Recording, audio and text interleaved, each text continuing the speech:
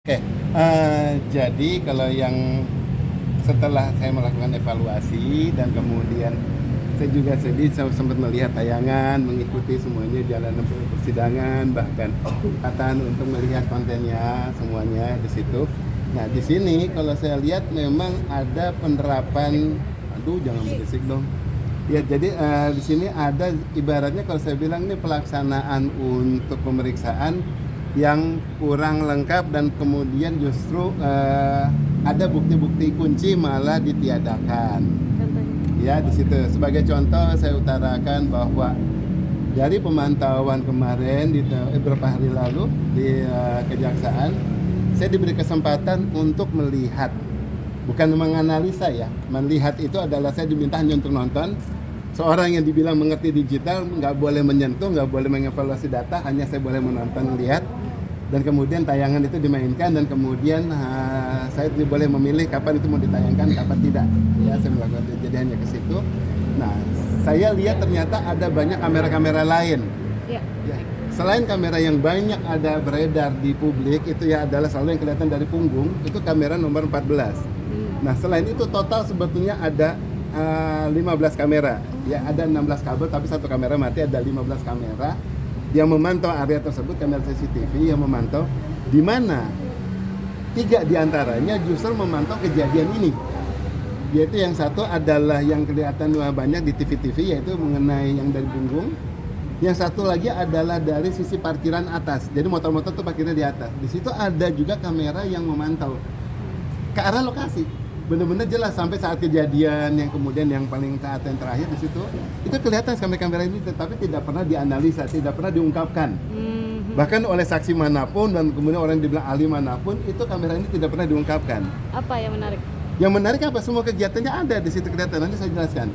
Kemudian kamera nomor 5. Kamera nomor 5 itu adalah dari sisi sampingnya, bukan sisi belakang, tapi sisi samping cuma agak datar, sejajar. Di situ juga kelihatan. Nah, kalau kita ngelihat kombinasi dari kamera ini yang ada semua gerakannya, maka kamera yang tadi kelihatannya bahwa si pelaku itu adalah misalnya menenggelamkan si anak ke dalam sini, di dalam tenggelaman ini, ya.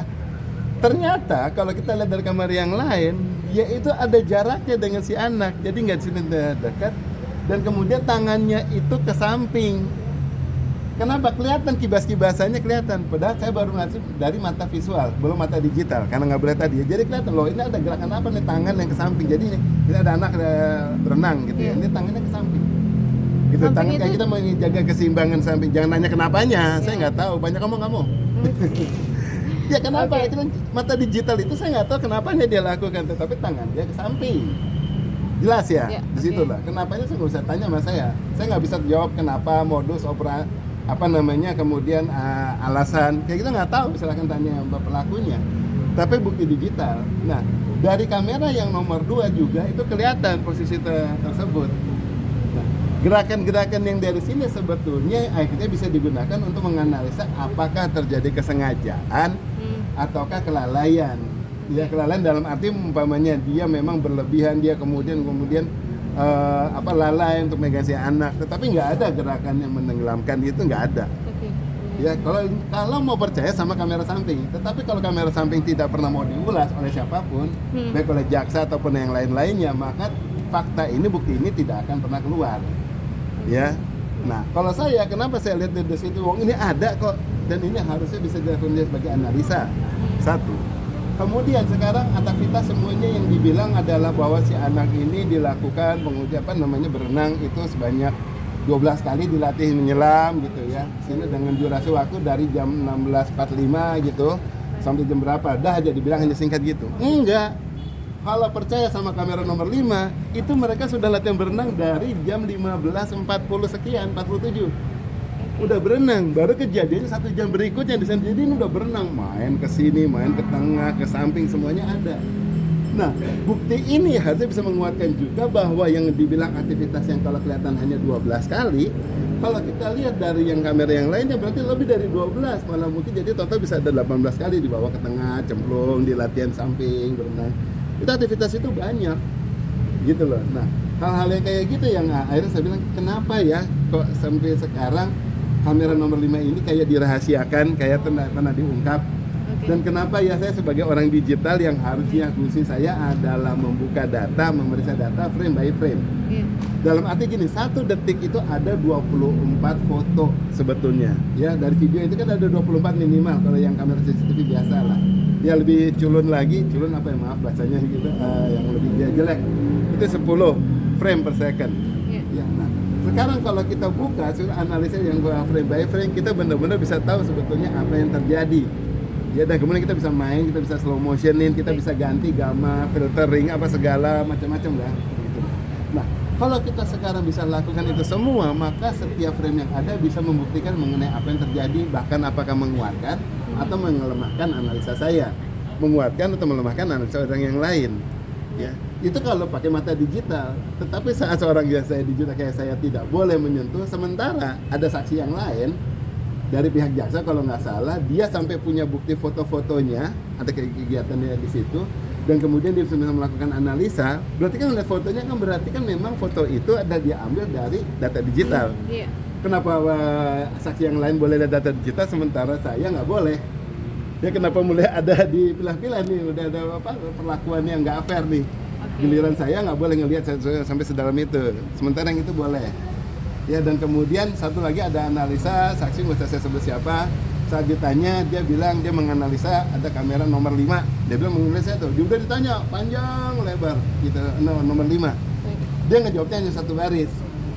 Bla bla bla, nggak usah saya kasih tahu lah, tanya. Dia jawabnya 1 baris tanpa gambar apa-apa. Yang dari nomor 5. Tetapi kemudian penyidik lagi melakukan pertanyaan yang panjang, menanyakan bahwa video sudah ditayangkan kepada Anda, si saksi ini ya, kepada Anda sudah video ditayangkan. Lalu bagaimana keterangan Anda mengenai video tersebut? Ditayangkan loh. Ini saksinya bisa menjelaskan pakai foto-fotonya. Lah, katanya ditayangkan. Kita nggak boleh pakai foto, saya aja nggak boleh keluarin HP, nggak boleh memfoto. Ini sampai kelihatan foto-fotonya, semuanya detail mencari foto-fotonya. Berarti apa? Either kalau dia diizinkan sampai memfoto, kalau saya enggak. Kalau dia diizinkan sampai buka data digital, kalau saya enggak. Beda perlakuan. Nah, alasannya tanya sama yang melarang, kenapa kok takut sama saya?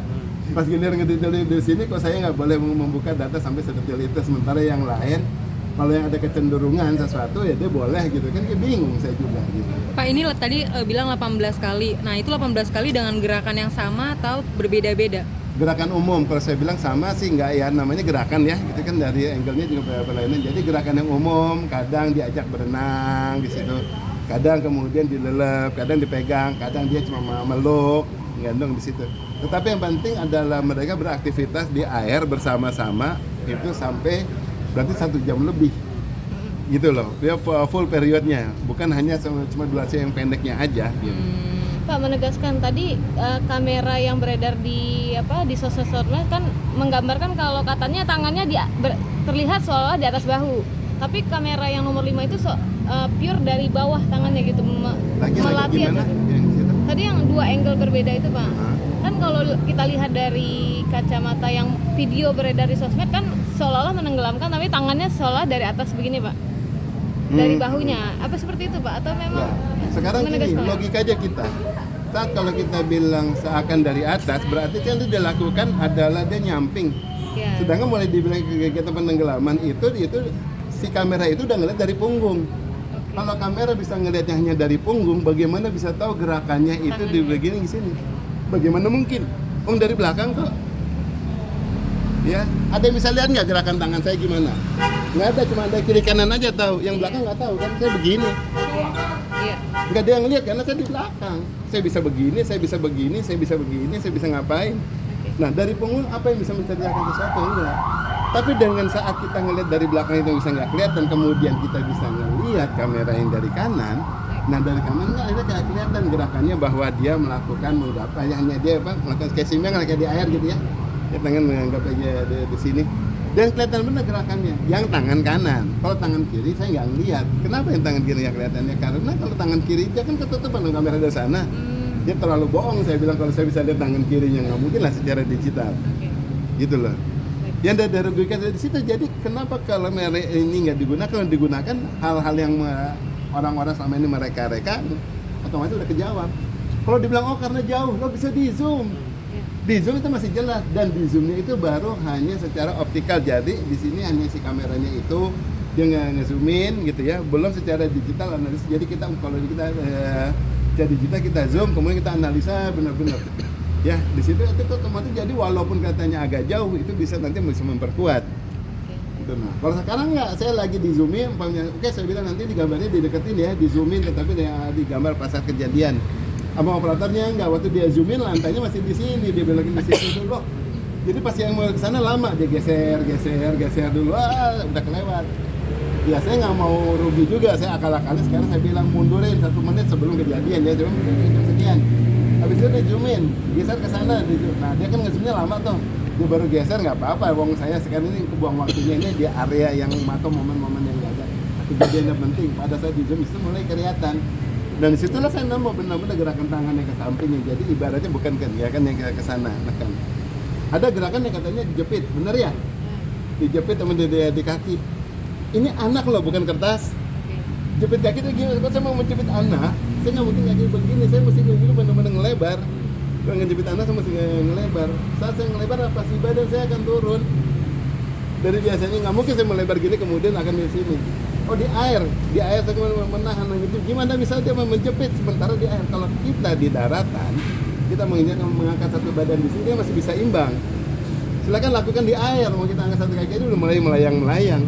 Apalagi kita harus menjepit benda yang memang mengapung. Orang sebenarnya dasarnya kan mengapung. Ya mana mungkin dia sekarang dituduhkan menjepit di situ. Nah, logika di sini yang harusnya bisa juga bisa langsung terbatahkan kembali. Kalau kamera nomor 5-nya itu selalu diungkapkan. Pak, berarti ada kesalahan analisa dari JPU? Saya bilang bukan kesalahan analisa, kalau kayak gini malah saya lebih cenderung JPU kenapa yang ngumpetin ya, nggak mau nganalisa, bukan salah kalau situ. Kenapa sih nggak mengungkapin kamera nomor 5 padahal udah jelas di sana. Lebih terang jelas. Iya udah lebih terang jelas. Dan kenapa saya dilarang sama jaksa untuk melihat secara digital? Kenapa saya dilarang? Oh saya sekarang sebagai ahli, dipercaya sebagai ahli, saya juga tidak akan menyalahkan data gitu ya. Saya akan bisa nggak menyalahgunakan lah. Ya, saya tinggal dikasih kopinya aja udah cukup gitu. Kenapa itu tidak boleh? Aturannya seperti itu Pak, tidak boleh memindahkan data kalau secara aturan. Oh salah. Jadi gini, kalau mau dibilang koreksinya, saat yang data realnya itu data realnya tidak boleh dipindahkan. Ya, tetapi data ini bisa di-copy. Ya, data ini bisa di-copy dan kemudian data setelah data di-copy itu kita menganalisa data hasil kopiannya, di mana kopian ini adalah melakukan copy yang identik dengan yang aslinya, namanya hash cloning. Itu pada kita lakukan otomatis ini nggak mungkin jadi kopiannya ternyata rekayasa enggak.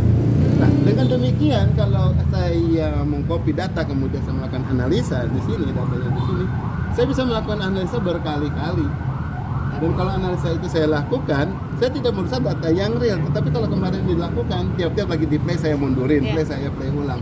Ini otomatis ini kan jadinya bisa malah beresiko terhadap data real. Karena yang saya buka itu, yang saya tonton benar-benar data yang aslinya.